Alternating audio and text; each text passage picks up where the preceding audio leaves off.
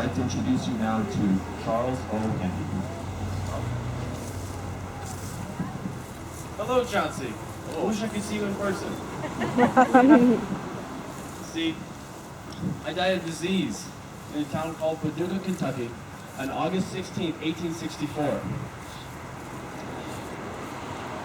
When I died, it was quite sad because the problem with it was that over 110,000 soldiers were killed or mortally wounded during the war, and twice as many soldiers died of diseases such as dysentery and typhoid fever. I was only 19 years old when I died. But let me tell you a little bit about myself.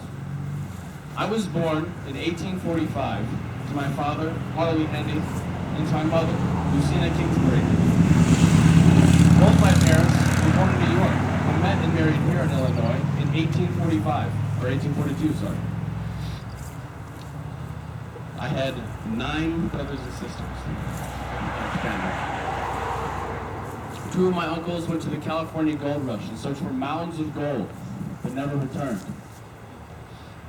I helped out on the family farm until I enlisted in Company K as a corporal in the 134th Illinois Volunteers. This was one of the 100-day regiments. Do you know the 100-day regiments? No?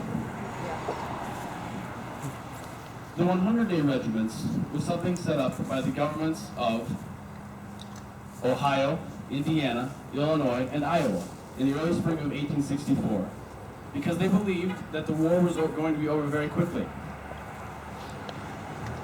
And this was a volunteer force of 85,000 soldiers to serve for 100 days. Their duties were things to relieve the regular soldiers of things such as guard duty, arsenals, stuff like that. In Illinois, all of our soldiers together, we had refurnished 13 regiments and 2 battalions. In the annual letter sent by our governor at the time, said, "Our regiments under this call performed indispensable and invalid service to Kentucky, Tennessee, and Missouri, relieving the garrisons of veteran troops who were sent to the front to part in the Atlantic campaign, several of them also composing a part of that glorious army that had penetrated the very vitals of the rebellion and plucked some of the brightest laurels that this heroic age has woven for a patriotic soldier.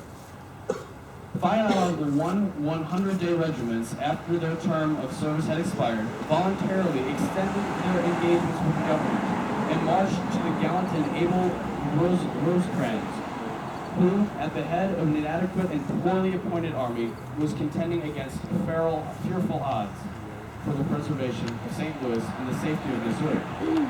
The officers and soldiers of these regiments evinced the highest soldierly quarters and fully sustained the proud record of our veterans have ever attained in the field.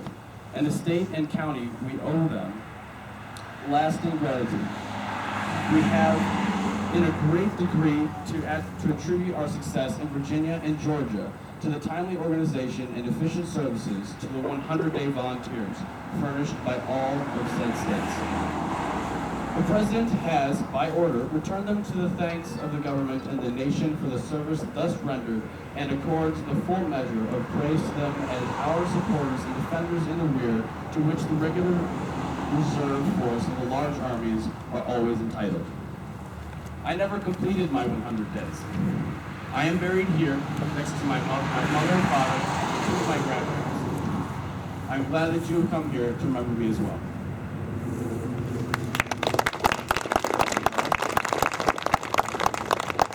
Next, we're going to meet John T. Morrill.